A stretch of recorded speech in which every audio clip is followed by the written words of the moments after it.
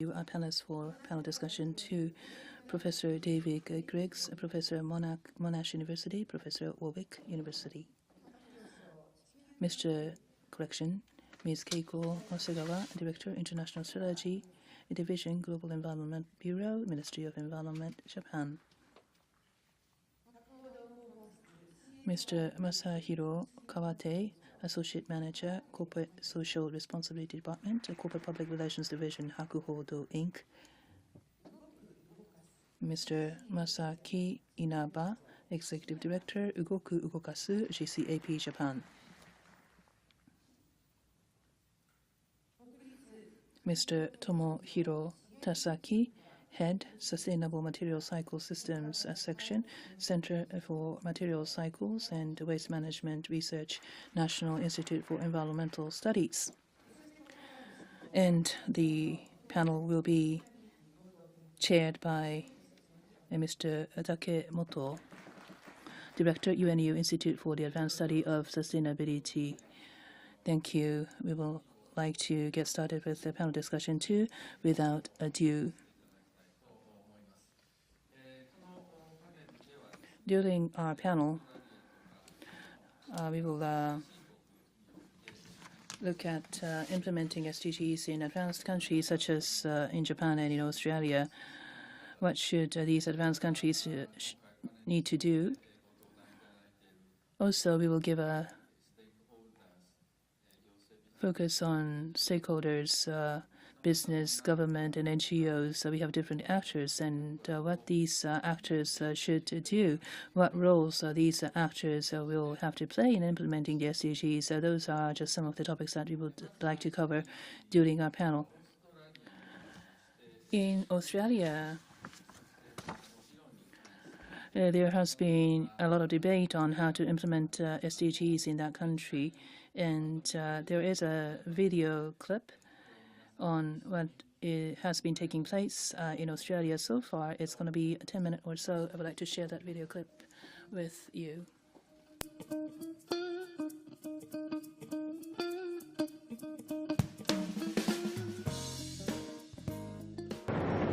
The Sustainable Development Goals come into effect on the 1st of January 2016.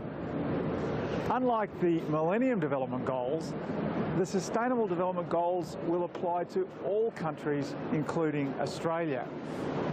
The Monash Sustainability Institute and the Sustainable Development Solutions Network are holding a series of workshops to determine how the Sustainable Development Goals should apply in Australia. What are appropriate targets? And what is the role of different sectors in implementing the goals? Business, academia, government, and the non-government sector.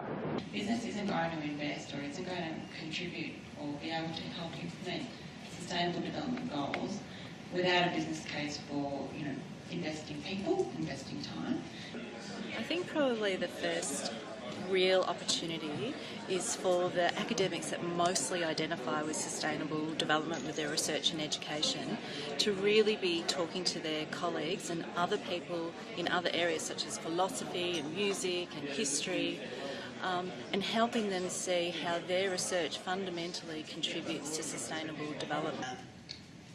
If you look at the goals, and it took some time, and this is not going to surprise you, they are inextricably linked. You've got economy, you've got environment, you've got social inclusion. You've got the goals as your halo. What I think is missing is an emotional connection. Again, we find this all the time when we're dealing with behaviour change. The United Nations has come up with a proposal to have 17 Sustainable Development Goals and 169 specific targets. One of the big challenges now is to see what are the implications for Australia. Which of those goals, which of those targets are most relevant for Australia? We split into 7 tables so that each group was discussing 1, 2 or 3 of the goals.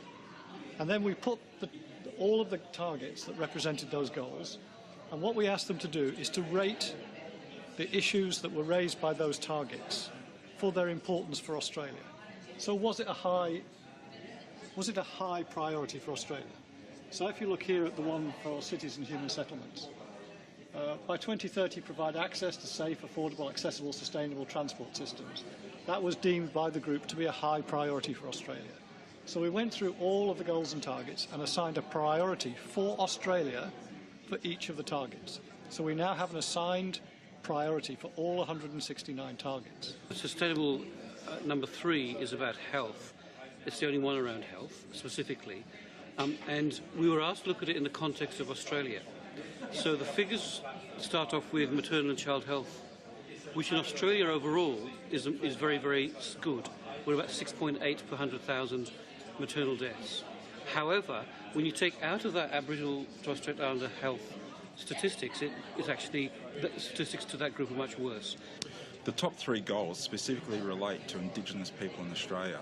So poverty is mainly related to Indigenous people, where we need economic development of Aboriginal lands, and it's the number 1 goal of the Sustainable Development Goals.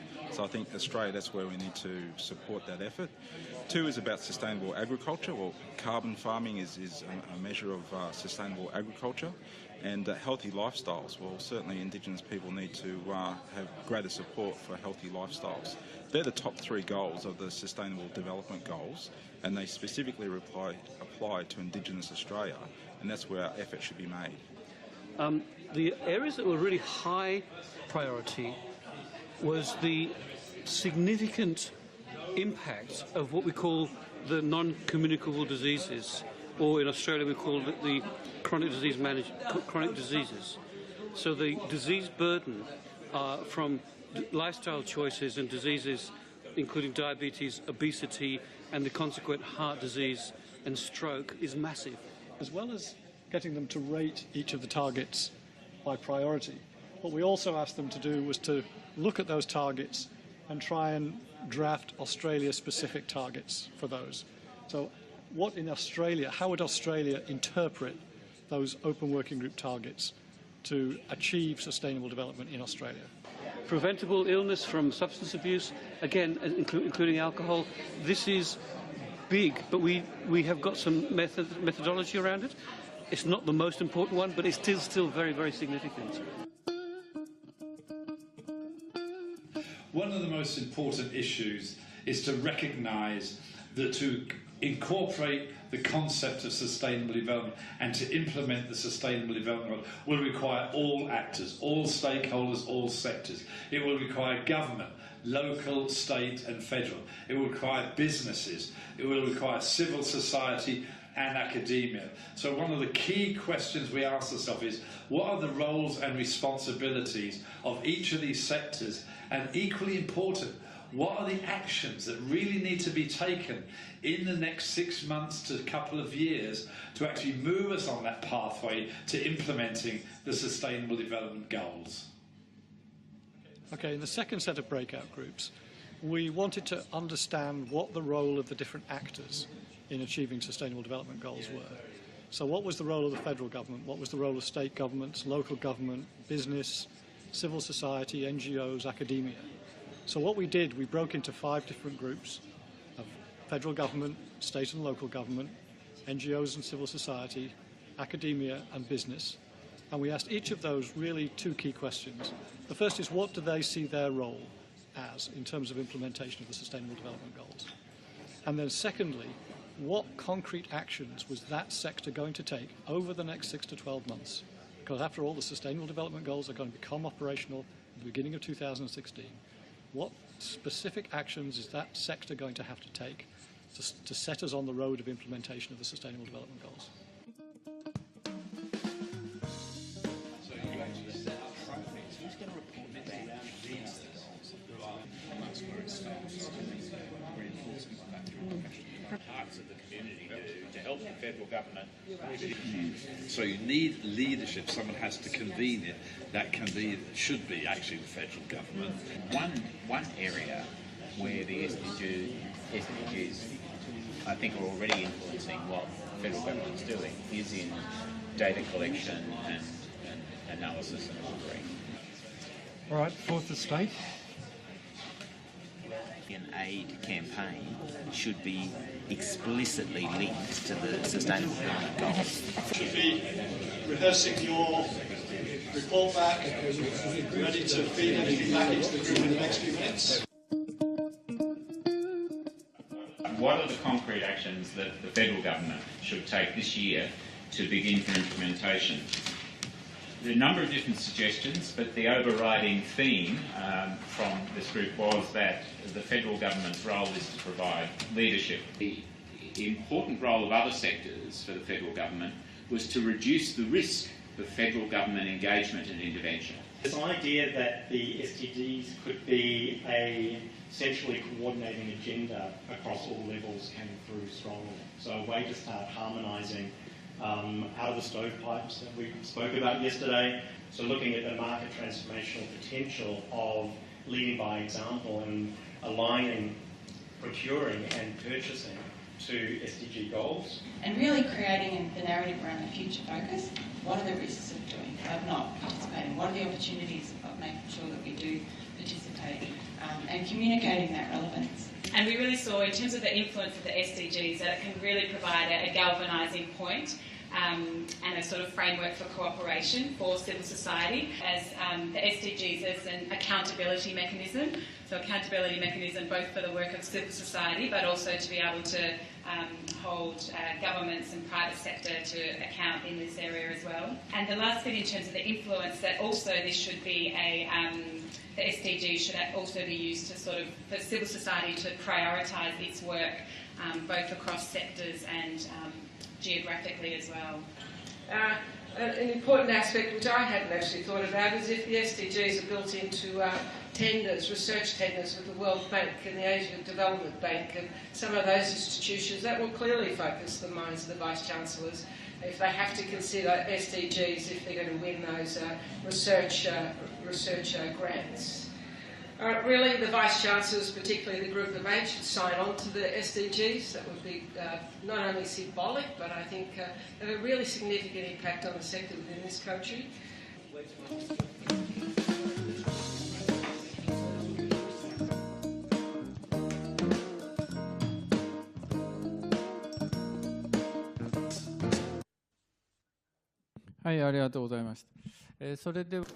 So thank you very much.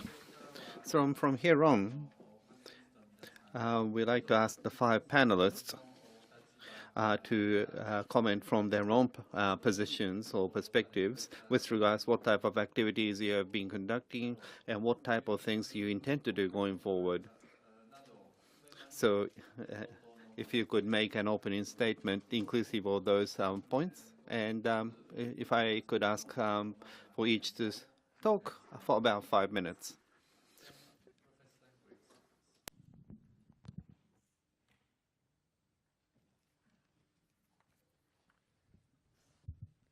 Thank you. And thank you very much for inviting me to be here today. So what you've just seen is a video of a workshop, which is just part of the activities that we've been carrying out in Australia. What you can see there is that we've been carrying out a number of national workshops, and that was the 3rd in a series of national workshops around the creation and implementation of the Sustainable Development Goals. We've also been looking at how we can implement the Sustainable Development Goals in our local region as part of our responsibility as being the host of the Sustainable Development Solutions Network Australia Pacific region. And so we've also held workshops on development and implementation of the goals in Malaysia and Indonesia, and we'll be hosting one in Fiji for the Pacific Island nations this year. We also wanted to lead the intellectual debate around the goals and their implementation, so we've developed a number of academic papers which have been published in the academic literature, and I've been partnering with Kanye-sensei on some of those papers. We also wanted to actively engage with the federal government and governments at all levels, government at the federal level, state level and local level, and also to engage with business. And so I'm very briefly going to describe some of the ways that we've been doing that. So the aims of the project have been to identify what sustainable development goals and targets are appropriate for Australia, to identify the interlinkages between the goals and suggest targets and indicators that maximise the integration, to engage various stakeholder groups to promote the Sustainable Development Goals and gather their input, and to influence the Australian government's position on the Sustainable Development Goals and influence the international debate. I'm not going to say much more about the national workshops because you've already seen the video, but that was the third in the series of workshops. In the first workshop, we were really there to say, to really take stock about where we are and where we needed to be. The outcomes of that were that much better communication was required. So I think that's also the case here in Japan. Most, people in our community of academics and environment groups understand the Sustainable Development Goals very well. But if you just go out onto the street and ask people, people just don't know about them. Young people should play a significant role and are willing and ready to play an active and significant role. So we've been taking action to actually employ young people to develop a Sustainable Development Solutions Network, youth network, which is now spreading all around the world. Business should be involving the SDGs, and I'll talk a little bit more about what we've been doing in that area. And Australia can play a leadership role in energy and water efficiency. That's something that we're very good at.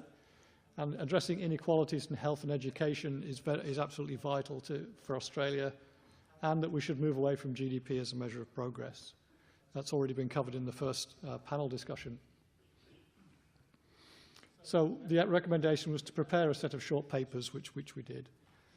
The second workshop was on refining the goals and targets for Australia, and you've seen a little bit about what we did for that. We came up with a set of 10 goals and 54 targets, which then fed into that third workshop that you've seen. And that was the third workshop, which you've seen, which recommended a national summit, which is going to take place later this year. So we also wanted to particularly engage with business. One of our sponsors of this work has been Harold Mitchell, who is one of the largest media buyers in the world. And I think he put it very well at our workshop, which we held in Indonesia. He said, he's one to put things very frankly. And he said, governments are broke and business is getting richer. So if you expect governments to implement the SDGs, you're dreaming. So business has to have a role to play, and I don't think yet we understand what role business is going to play. So we hosted a business workshop with 80 major businesses across Australia to discuss their role. Major companies such as BHP Billiton, businesses should start to align their long-term strategies with the Sustainable Development Goals and how to develop multi-stakeholder partnerships. The final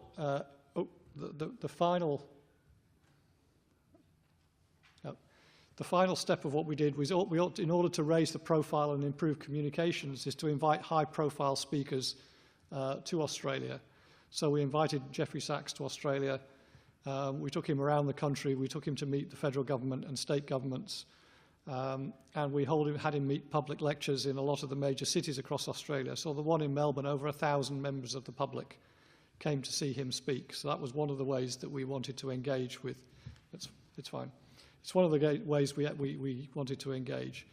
So in terms of how we go forward in terms of implementation of the goals, both the challenges for Australia and Japan, I think it's how we make sure the goals become part of everyday business of what we do, whether we're a researcher, whether we're a civil society organisation, we're a government, whether we're a business. And that was why we included the roles of the different actors in the national workshops that we do. And I think in terms of clarifying the roles of those different actors and placing obligations on those different actors.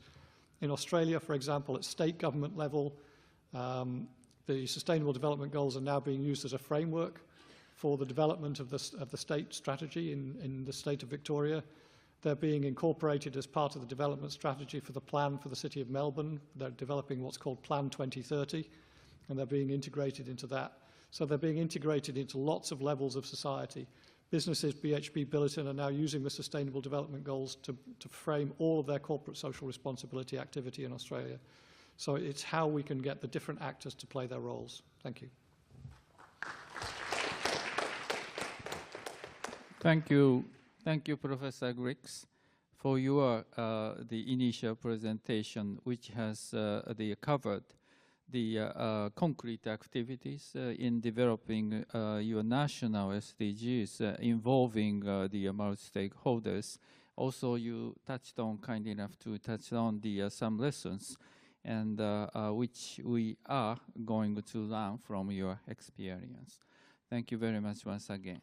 それでは次のスピーカー。 Now we would like to ask the next presentator to make a presentation. Director Segawa, please. My name is Segawa. Very nice to meet you.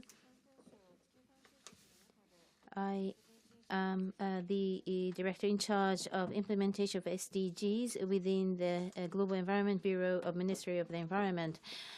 Today, I would like to talk about the role of the government to implement SDGs. So I would like to speak for about 5 minutes. The goals and targets of SDGs, if you read them, all of the goals and targets define some kind of actions. So the contents of the actions defined are targeted at national governments, and also some of them define actions to be taken by other stakeholders. If you look at each and every action, then there are two different types of actions to be taken by the national government: implementation of its own policies or measures, or accelerate the implementation of the policies of the measures.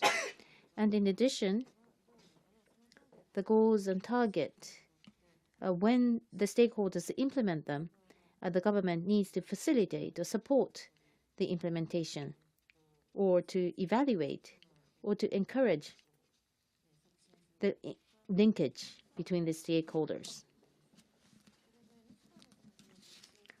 So first of all, implementation of our own policies and measures.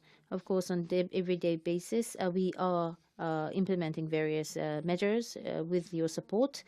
The role of SDGs is to examine the measures being implemented and to improve the measures that are being implemented by the national government. So SDGs provide the opportunities to do so.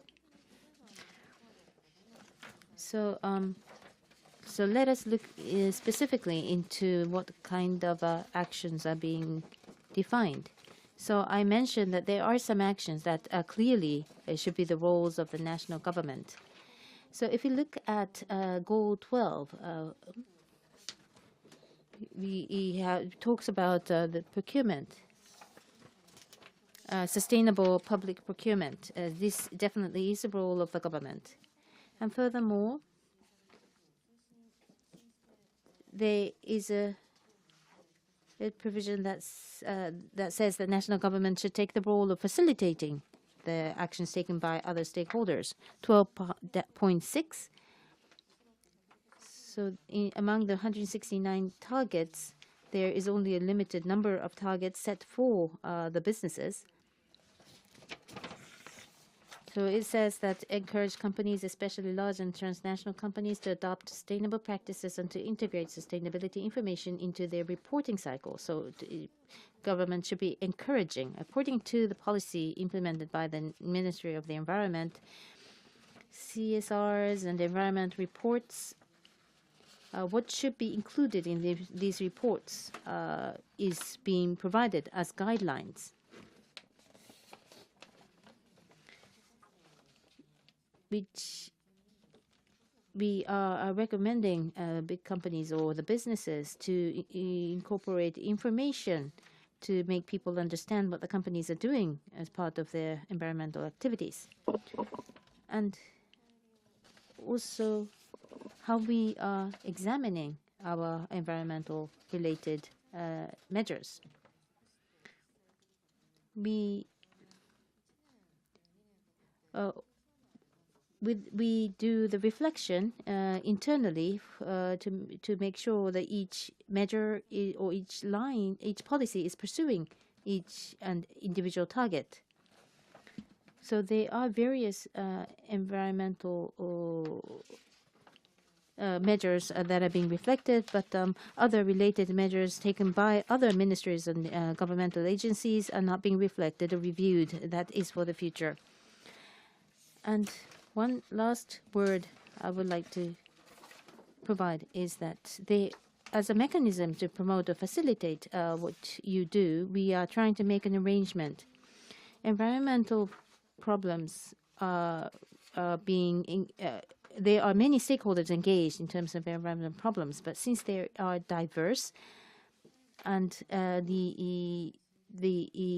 what's written in the SDGs document is very difficult to understand. It is very difficult to understand what needs to be implemented. So as part of our budget request for next fiscal year, the companies who have engaged themselves in the first actions or first movers activities, how they were motivated and what kind of process have they taken to implement their activities. We would like to provide a place to make presentations on those, so as to make sure that the first movers activities will be recognized as models, encouraging the followers to take actions. So stakeholders meeting is the tentative name of the meeting. So diverse activities need to be recognized mutually, and we'll be creating the mechanism in place. And since we are going to be serving as the organizer or the president of G7 meeting, so we would like to utilize that position to encourage the discussions to implement SDGs. Thank you very much for your kind attention. 課長、ありがとうございました。具体的なご提案も含め。Thank you, Ms. Segawa, the director. You were kind enough to share with us concrete proposals and suggestions as a part of your report. Thank you. Let us move on to our next speaker, Mr. Kawatei.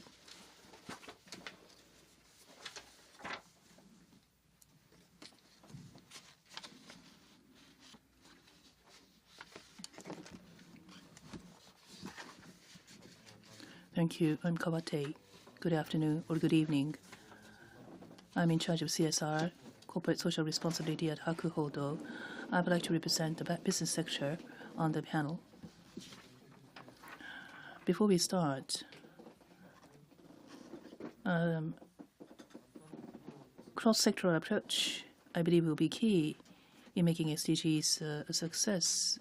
We do work for an organization, but I am also a member of a community. Therefore, crossing boundaries will be important. As you know, this is for 2016 to 2030. This is a list of objectives to overcome global challenges. So looked from the business perspective, international and domestic social challenges are all encompassed. But in terms of our businesses, there is not much choice but for us to look at locally and global. There is no place such as global, and taking concrete measures on locally will give us the solutions. In terms of our business activities, when you think of CSR, this is almost like a social contribution using a part of your sales revenue. And now people are increasingly focusing on CSR as one of the core parts of business activities. So CSR is becoming more encompassing. Therefore, having SDGs as a part of CSR will encompass not just a contribution to a generation of business opportunities, and this will encompass cost to investments. And that, I believe, is how we should position SDGs as indices. So implementing SDGs in society will serve as an opportunity for us businesses to redesign CSR. So this is not a cost, but we should be looking at SDGs as an opportunity. We are trying to share our understanding of SDGs with different actors, and there are 6 keywords. One is governance. By strengthening governance, the UN has been working on this agenda for the past 40 years, and it's time for us to come to produce the results, and we need to work closely with governments and other actors. And second is indicator. I know that the UN is to announce an indicator in March, but not just by following the indicators, but we have to take our initiative in putting together indicators to base our activities, social indicator, non-financial activities and domains we need to evaluate. And we in the private sector need to take an initiative in evaluating ourselves by establishing a set of indicators, and that is where we need a close relationship with those in academia. And as I said, there is a need for us to go beyond our own sector, and partnership across different sectors is essential. Working with NGOs is not just about supporting NGOs, but creating and generating business opportunities. So working with NGOs will also be another aspect. So we have different partnerships that we need to pursue. Also, we need to educate the public so that we can gain the confidence of the people. Otherwise, the companies will be reluctant to implement SDGs unless the companies are confident that they will be evaluated highly by the public. And we need to enhance communication in terms of lobbying. So in many ways, communication will be essential. And opportunity. We should be looking at SDGs not as costs, but opportunity. We need to generate collaborations across the different sectors, and we need to look at SDGs as an opportunity to generate CSVs and generating revenue by addressing social challenges. And this is something that we need to focus. So these are the 5 keywords in promoting SDGs. Social actions. This will be a compendium of social actions by businesses. At the General Assembly, UNS General Assembly, Prime Minister Abe raised 4 points. GPIF, Government Pension Investment Fund, signed social responsibility investment, global partnership. This was positioned as a global partnership, part of global partnership. GPIF has signed the PRI, UN's Principle of Responsible Investment. This may not be widely understood in Japan, but GPIF is one of the biggest institutional investor, and GPIF signing PRI could have significant implications, and this will have a major impact on the Japanese society. And for businesses, signing of PRI by the GPIF will be an impetus for Japanese businesses to put on an accelerator to address the SDGs. So this is some of the categories. There are management who think sustainability is something which is somebody else's business, and CSR has been looking at the regulation. I mean, there are CSR management who are taking a wait-and-see attitude. They are trying to respond to changes in regulations, laws, and certification accounting systems. And this is something that we need to address in order to transform ourselves into a 21st century type corporation. So this is still an ideal. But unless we do this as a business sector, there will be no contribution that we can make. And I should not be the only one within our organization, but companies themselves need to put more emphasis on SDGs, and that is why I'm brave enough to say this on stage. There are different companies. Companies are different in different sectors and different industries, and each one of our companies need to work towards implementing SDGs. By doing so, we will be able to generate solutions for global challenges. Thank you. Thank you very much. So from the corporate perspective and beyond the boundaries of sectors, I think you have made various comments. We also had some discussion as part of panel 1, which was on the quality of growth, and from the perspective of companies and from the perspective of investment, you made comment which was quite interesting. So thank you very much. So the next speaker, Mr. Inaba, and he'll be talking about the role of NGO. Hi, everyone. My name is Inaba from Ugoku, Ugokasu. Now, role of NGO. So the people here today probably don't feel strange about the fact that NGO is in participation here. But NGO, when creating policies, in the case of Japan, we are kind of a newcomer in that area. So why is a newcomer, when asked about the need of NGO, people may not, this may not ring a bell to some people, so I'd like to also touch upon that too, to begin with. And in the previous session, and the first person who asked the question emphasized this point, and MDGs and SDGs, there is a difference in recognition on a global basis, and there is definitely that. And MDGs, so around the year 2000, when the situation in the developing nations of Africa was quite bad, that was when the MDG was established. And the concept of MDG is kind of the reform. The globalism, the benefit was distributed in an equal way. So if that was corrected, that would lead to better world. If the globalism operated in the correct way, that would lead to a better world. So that was the concept behind MDGs. So there, the targets were narrowed down, saying that if we do this or if we do that, that would lead to creating a great world. That was the gist of the MDGs. Against that, what's the SDGs? And Agenda 2030 title, as you know, is to transform our world. So transformation of our world, so changing our world.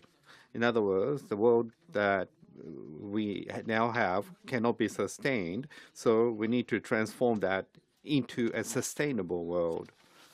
That's the recognition of SDGs. So it's a transformation, not just a change. So in order to achieve transformation, what I needed, and there, needless to say, there is a need for the civil society. And transformation, and because there is a sense of the crisis towards the future of the world, we have come up with transforming our world as part of the SDGs. And the sense of crisis has been shared by the leaders of more than 80 countries. And that's the reason we had come up with this title, Transforming Our World. So as NGO, as a global goal, so transforming our world is something that we want to speak strongly about. And what type of a transformation do we need? In what direction do we need to transform ourselves? And what I needed in that? And one thing that I need to say here is that if you look at the statement or the text, it said that we'll do three things. We'll eradicate all poverty and hunger, and we'll manage the earth so that it will be able to support the demand of the future generation and protect earth from destruction, and create a peaceful, fair, and inclusive society that is free from fear and violence. Now, where would the power to achieve this type of transformation come from? And if we think about the three sectors, the government sector, the private sector, and the civil society sector, and what would be the grounds, and there the civil society is required. And for the government sector, what is most important? That is the safety of the people and the profit of the national basis. What is most important for the private for-profit sector? How can they achieve profit, and what can they do within the scope of the profit? And that's what is required for the private sector, for-profit sector. So what is the sector that can address the benefit of the earth most directly for the people of the earth, the resource of the world? Who can directly contribute towards that? Then only the sector that can be required is the civil society sector.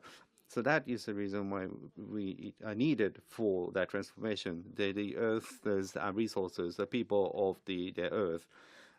The sector that can play directly towards that basis is only a civil society. That's the reason civil societies will be required in that respect.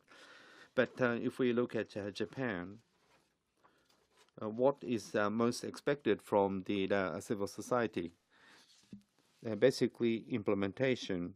So understanding the detailed needs of the residents and provide services that can not be provided by the administration. That is what is expected from the civil society in Japan. But on a global basis, and if you could look at the PDCA circle on the right, and the check and act cannot be done by anyone else. That's the reason the civil society is required. So they do the evaluation, and they will also raise questions. And together with the evaluation, the raising of the issues, and also advocacy for the policies, and civil society can be the catalyst. So the civil society needs to be resilient. And the civil society is an essential existence for creating the resistant society. That's the reason Bill Gates and George Soros are providing funds to the civil society, who is the change maker. So what is expected of the civil society? Well, definitely there is an aspect of implementation, but the assessment, raising issues, and the policy advocacy, and playing the role of the catalyst in order to create resilient society. And so the change maker need to follow in that sense. So as the civil society, what has we been doing in Japan? The black companies or irregular way, the employment or the homeless issue. Without the civil society, these probably would not have been raised an issue in Japan. The mass media have collaborated with the civil society, and that led to these issues becoming a major issue. If it's only mass media, they would have been insufficient. It was only because the mass media and the civil society came together, these were raised as issues. So if we go to the administrative side, the basic law on the pollution countermeasures, or the basic law for the prevention of the suicide. It certainly links to that. And civil society made these as being a mainstream. So LGBT issues, LGBT, there is a market. So we are not talking about the need to protect the human rights.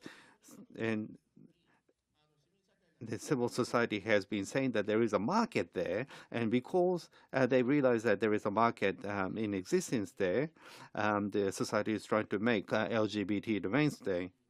So in that sense, the civil society, when creating a society that is different from the past, we are quite essential. So we have these examples. It's been reflected in policies for those people who have been ignored in the past that now are becoming mainstream. And these became possible because it was this the civil society that spoke out. So it's important to understand that. And as part of the SDG, it's important to understand the importance of SDGs. And it would be great if you could recognize that. Thank you. Thank you very much. You talked about the significance of SDGs, and based on that, you talked about the roles of NGOs and NPOs of civil society. And it was a very powerful message. Thank you very much. Our last speaker is Mr. Tasaki of the Material Cycle System section of Center for Material Cycles and Waste Management Research. From myself, I would like to talk about nexus that was mentioned in the previous panel discussion and how things are interrelated. I think it is something that came as an important discussion. So I would like to give my presentation from the viewpoint of nexus. So what I would like to ask the people in the audience, nexus, the word nexus. Who has heard of the term nexus in the context of environment? I see quite a few fans. So those of you who've never heard of the word nexus in that context. So it's not an established term. So as written at the very bottom of the slide, internationally and in the academia, there is no a definition that's been agreed upon. But if I were to explain what it is, nexus is a word, Latin word. It means act of connecting together or things that are related. So if it's translated into Japanese, people in the National Institute of Environmental Studies, we use the word like connection or link or relationship or ties. So in 2011 at Bonn meeting, a nexus approach was presented, was explained as shown on the slide. So it's an approach to integrate management or governance going beyond sector or scale. So on the trade-off between different sectors and different scales are being reduced to generate synergies. So that's kind of very difficult to understand. So what kind of nexus have we been looking at? So as written there on the slide, food and energy, trade, land, waste, soil, water. So all these projects are actively being implemented or executed. And there are two things that we can see here. Context of development of developing countries, and also international context of international trade. In context of development, it is very much related to resources. So many developing countries, as they engage themselves in developments, they need to fulfill various human needs, and food, water, energy. There's a need to secure the access to those resources. But since the resources are limited, and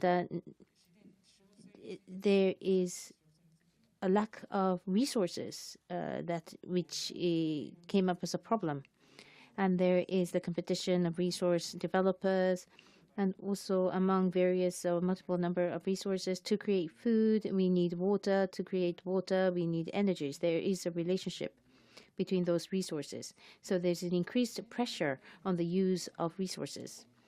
Up until 2000, there's going to be increase of population by 20%, and there will be demand for food increase by 35%. So water demand will increase by 40%, and energy demand would increase by 50%, which means that need for resources will be more than increase in population.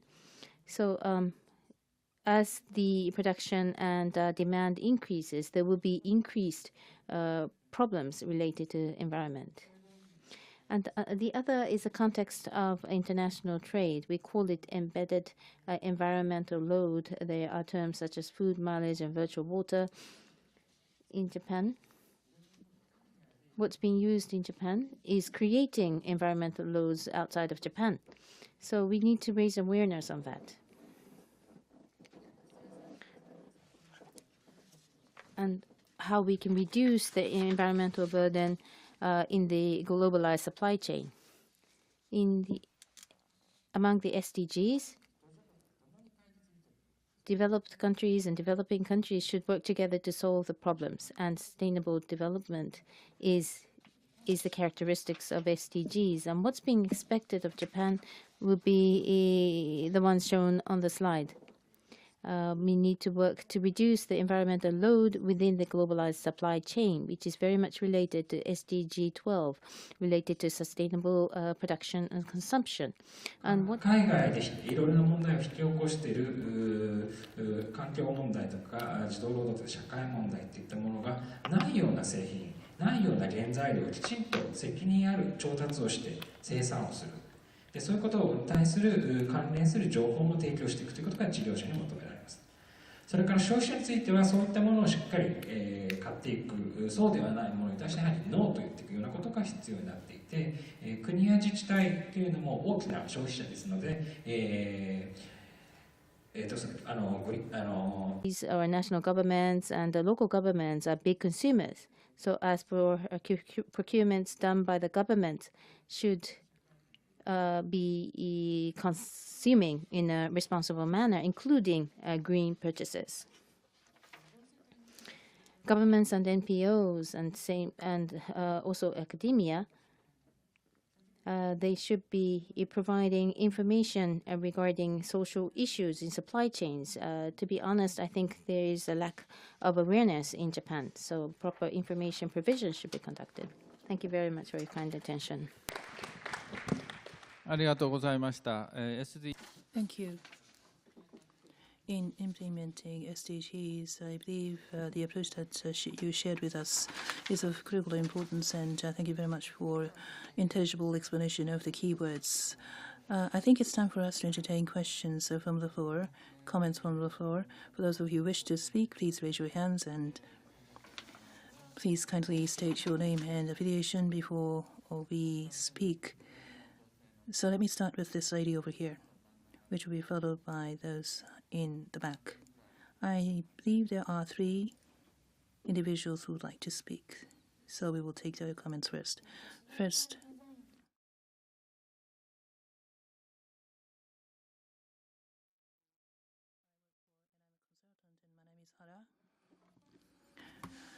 I have 2 questions. First is a rudimentary, primitive personal question. Second question will directly link to our business going forward. Let me start with my primitive question.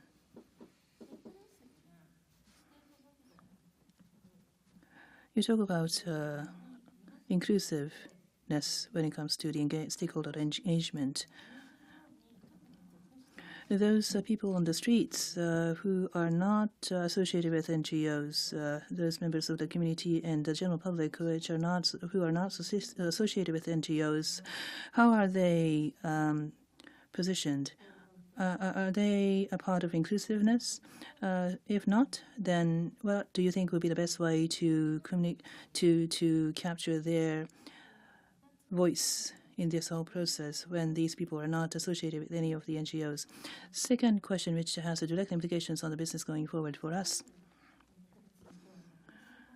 Our organization is a consultancy for CSR issues. Some of our clients are large companies, but many of our clients are SMEs. In the case of SMEs in particular, human resources and budget are some of the areas that we face constraints.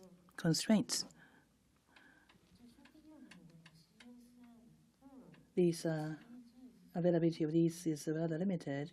How to link SMEs with SDGs?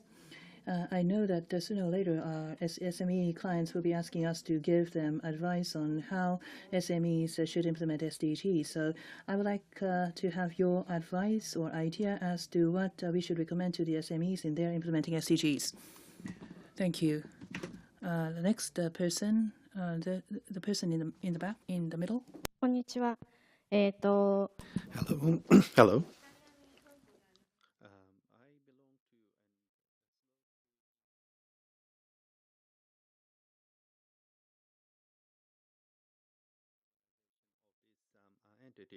Thank you very much for this very meaningful symposium. Whether it be myself or my organization, we want to be involved and we want to promote the SDGs.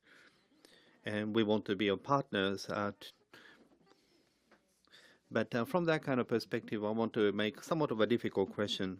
Japan, in 5 months' time, will be holding the G7 summit as a key milestone. And in specific terms, how can Japan work together with you towards that the summit and also for the next 15 years? And I also participated in COP21.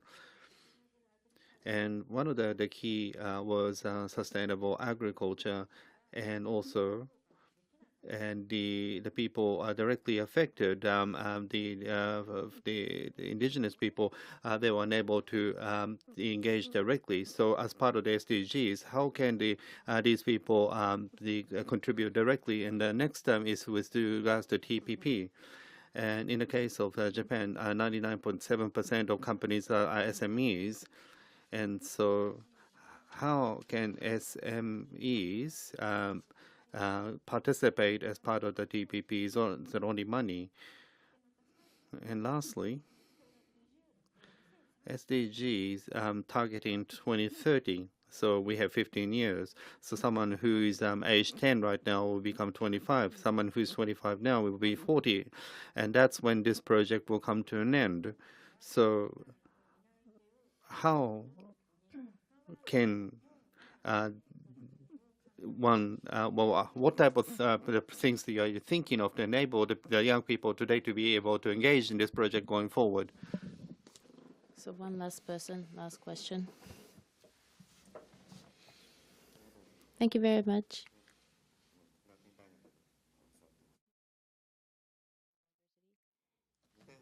I have two questions. First question is regarding keynote speech, keynote report from Professor Kanye. You said that there's a need to have some kind of control power because this is very comprehensive. So that is what you mentioned. We have a panelist from Australia today, and I want to know what the situation is like outside of Japan. That's my first question. My second question is the stakeholders. In Agenda 21, it was very ambitious initiative. There were 9 major groups defined as people to implement the initiative.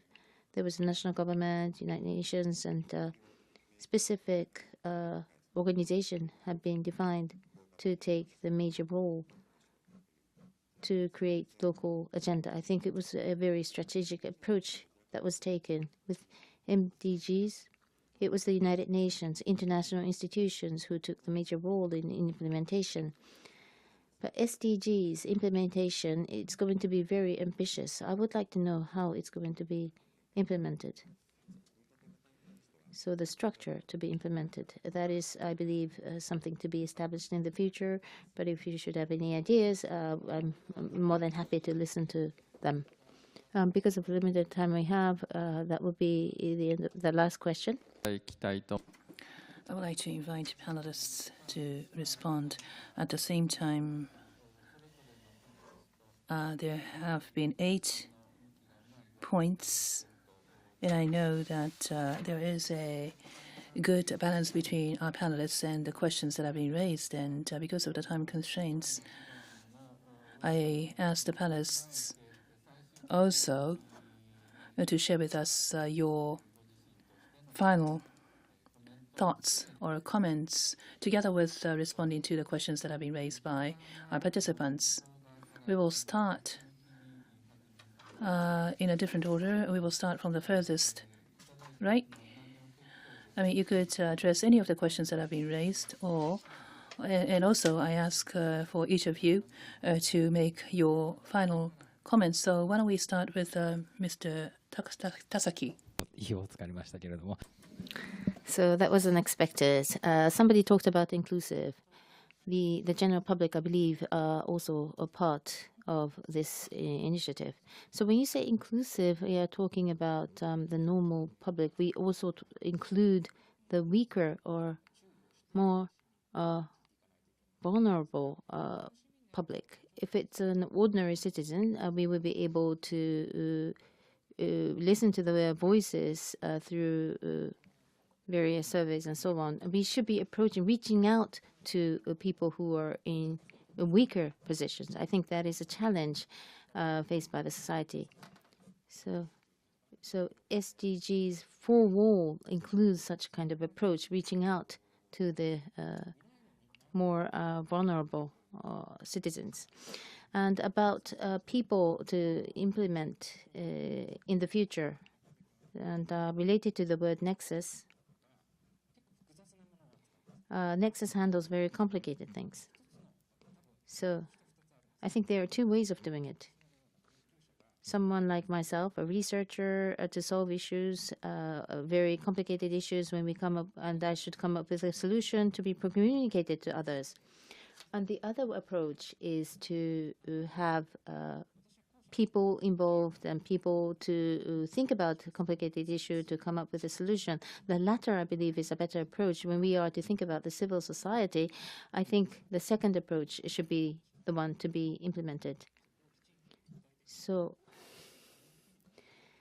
even with the complicated problems, it should be taken from different aspects to come up with solutions. With the nexus, you need an attitude to be involved in the areas where you have no knowledge on. So I think that we need to develop people who are capable of doing that. So Inaba-san, was a number of great questions there. Thank you. And with regards to the general citizens, and also with regards to the farmers and indigenous people as part of our COP21. Now, with regards to the general citizens, I have two things to say. One is positive, and the target A16, if you could look at that, or the goal, the 16, sorry, from goal 1 to goal 15, against that, from the more political issues, how would they be implemented? So goal 16 is talking about more the political the implementation, and goal 17 is talking about more financial or structural way of implementation. So what is required? Something that is transparent, democratic, and further, the capable administrative organization need to be in existence. And in terms of transparency, and for the general citizens, in what way the service provider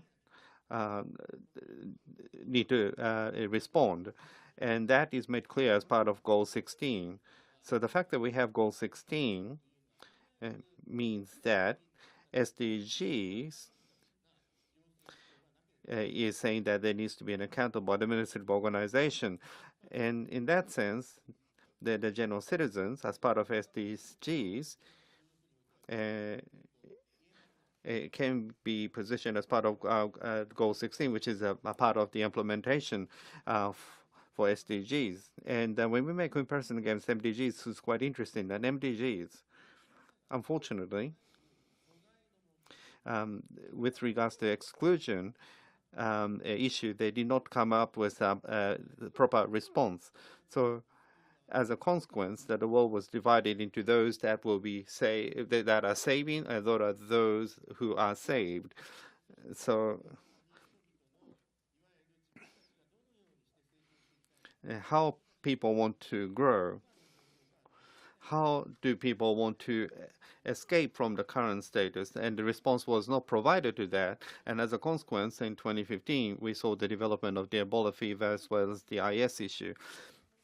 So SDGs must overcome the MDGs, which did not provide a response to that aspect of exclusion. So in that sense, the SDGs are showing strong milestones. So in that sense, participation of the citizens, particularly from the accountability perspective, it's the Goal 16, which is making a reference to that one needs to be aware of that.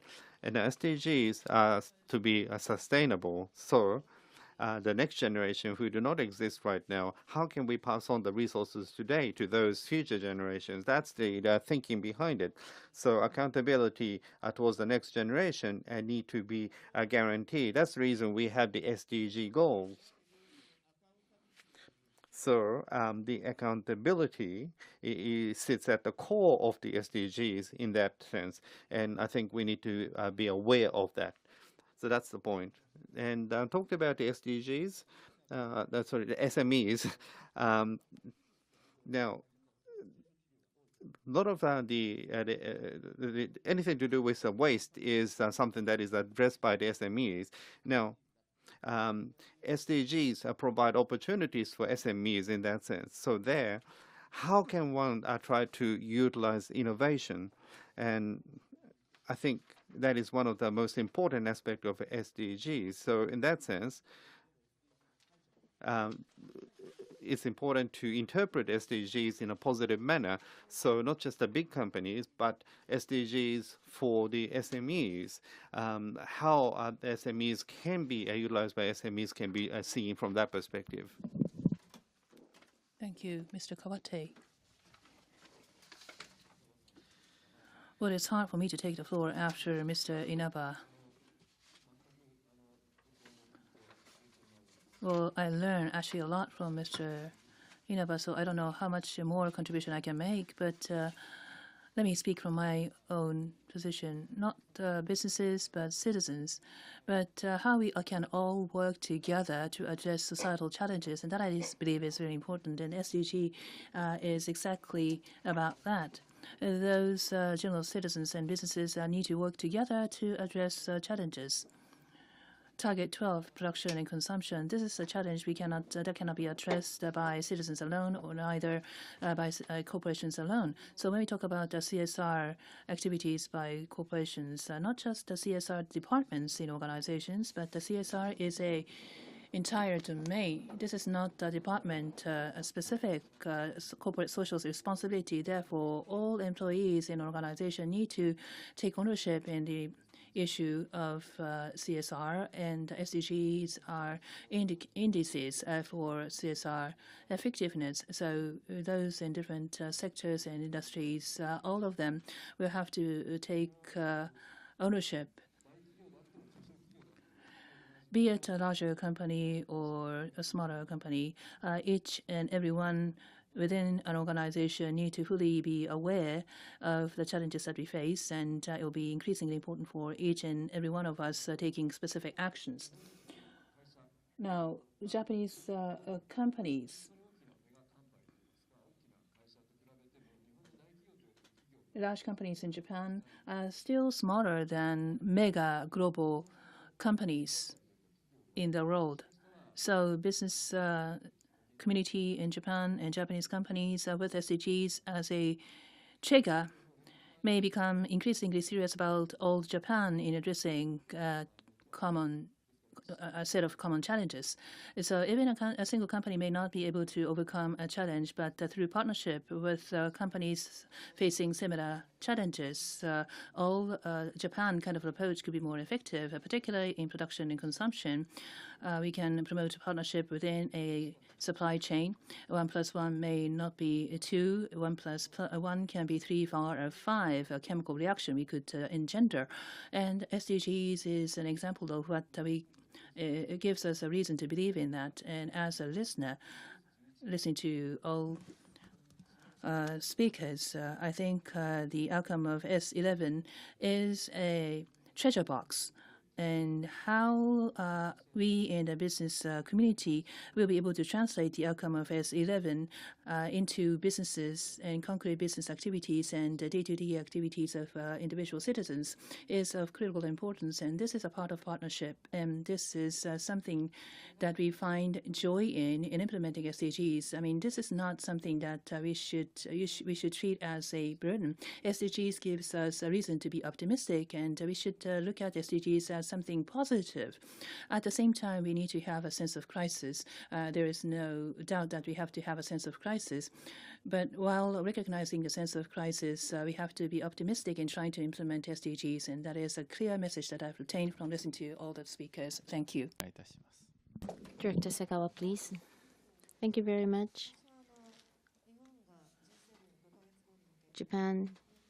What should Japan do towards the G7 meeting to be hosted in 5 months' time? And personally, SMEs, how are they going to be related to SDGs is something I would like to explain.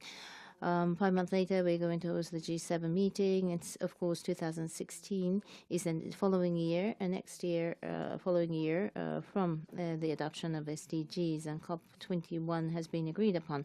So the contents that's been agreed upon in 2015 will be discussed for the first time in 2016. It's the very first year. G7 consists of developed countries, and as Professor Kanye mentioned in the beginning, to implement SDGs, there are few things that developed countries should take leadership. Among the goal in Goal 12, the developed countries should take the leadership in the initiative to be implemented in the first 10 years.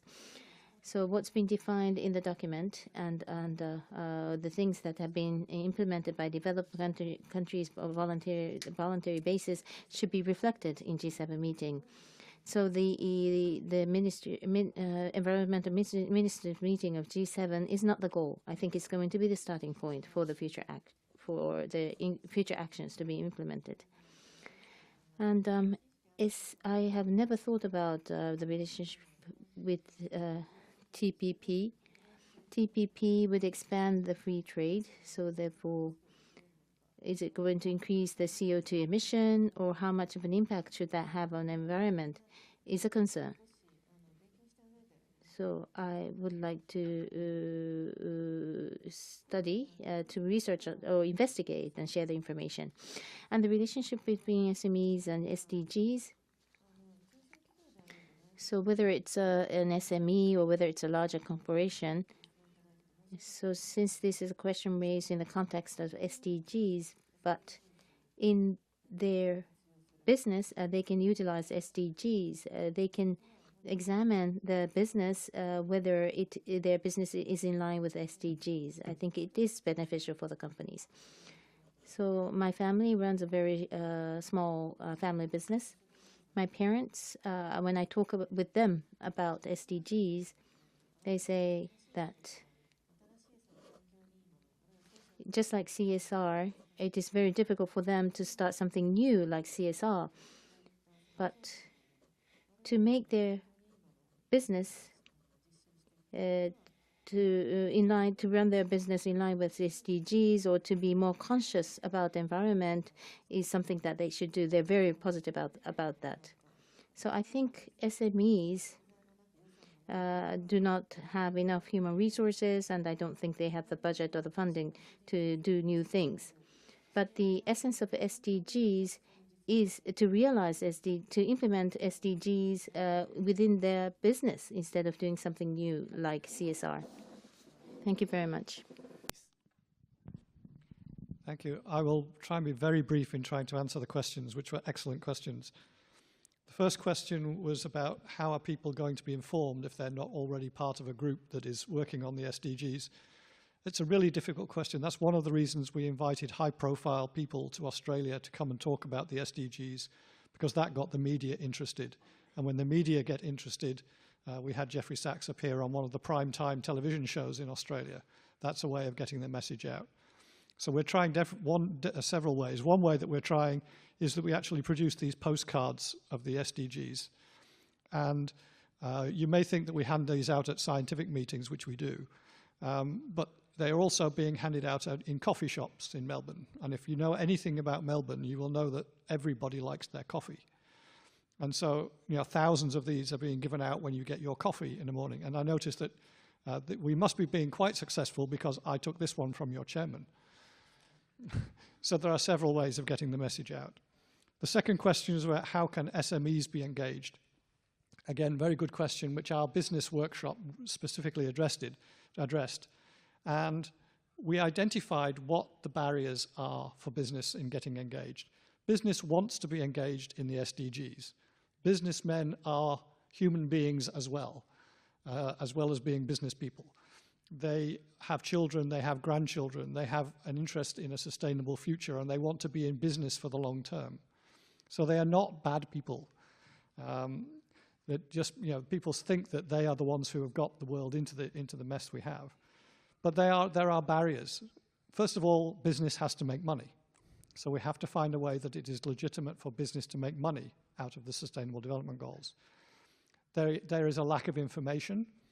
There is a lack of time and capacity, particularly within SMEs. There is sometimes a lack of interest or a lack of awareness about what the relevance of the SDGs are. There are financial barriers, such as cost of capital. If you're a small business, even if you're trying to do something which in the long term would make you money, such as improving your energy efficiency, if you don't have the cost to invest in the capital up front, that's a problem. And there are also regulatory barriers. What are the solutions to those? You spoke as being from a consultancy. You are the solution. as well as the problem. So you see, you are the solution in providing information, providing the time and the capacity, providing that knowledge, helping them overcome barriers. Likewise, NGOs have that role to play as well. The next question was about the G7 and the role of Japan leadership of the G7. This is a fantastic opportunity. Japan leading the G7 this year. If Japan can put the SDGs firmly on the agenda of the G7 and push extremely hard for the G7 to embrace implementation of the Sustainable Development Goals, that will be a massive step. Because every country in the world looks to the G7. Every country in the world trades with the G7. Every country in the world follows the G7. If the G7 embrace the Sustainable Development Goals, everybody will embrace the Sustainable Development Goals. Japan leading the G7 this year is a massive opportunity, which you should not let go by. The next question was, what is the opportunity for young people? There are tremendous opportunities for young people. Young people around the world are organizing themselves to embrace the Sustainable Development Goals. There's a group in Australia called the Australian Youth Climate Coalition, who undertake activities to try and tackle climate change. They have more members than any political party in Australia. The Sustainable Development Solutions Network youth body is just becoming extremely active. They can get involved in a number of activities. Youth groups around the world are becoming extremely active. There are many ways for young people to get engaged. The next question was about what is the situation outside Japan. I would say it's mixed. Some countries are getting very much on the front foot and implementing the goals. Some are very much on the back foot. If I had to generalize, I would say developing countries are ahead of developed countries, because developing countries have already had the Millennium Development Goals, and to transition to the Sustainable Development Goals is something that they're finding easier. The developed countries are finding it much more difficult. They don't know why these are relevant to them. It's difficult because it sometimes threatens their way of life and makes them think they have to do things differently. And I would say currently Japan sits probably somewhere in the middle of the pack of developed countries in terms of getting its head around how to implement the Sustainable Development Goals. And the last question was around the structure of the Sustainable Development Goals.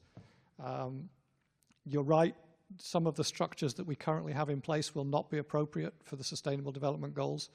Internationally, the high-level political forum is the body which has responsibility for implementation, but there will need to be other organizations and bodies established at both international, national and subnational level so that we have the right kinds of bodies and structures around which to frame the Sustainable Development Goals. Thank you. Thank you very much. ありがとうございました。それでは Thank you. We are right on time.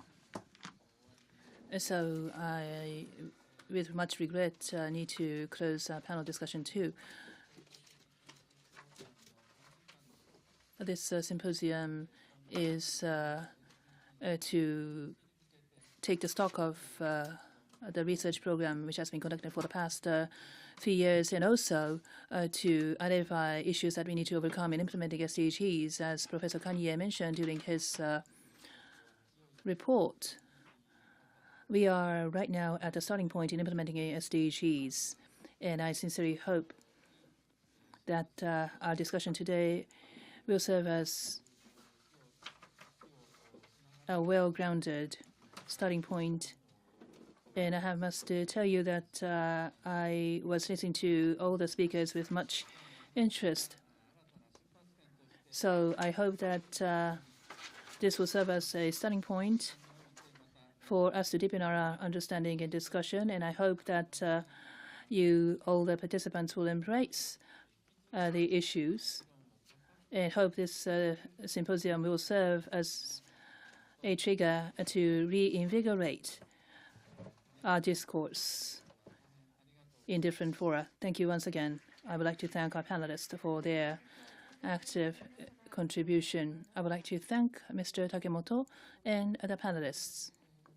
Please return to your seats.